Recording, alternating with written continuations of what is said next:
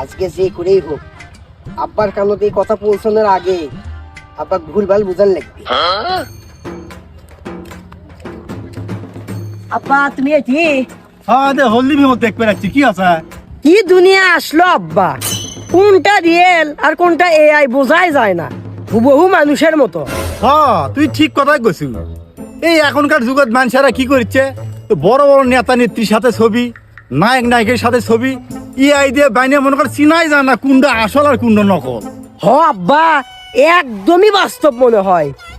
আব্বা ওই কুড়িমের মেয়ের সাথে আমাকে পার্কত বসে থাকায় একটা ভিডিও বাইর আছে, ওটা যদি তুমি দেখো তুমি কিন্তু একদমই বিশ্বাস করবা না, কারণ ওটা কিন্তু এআই দিয়ে তৈরি।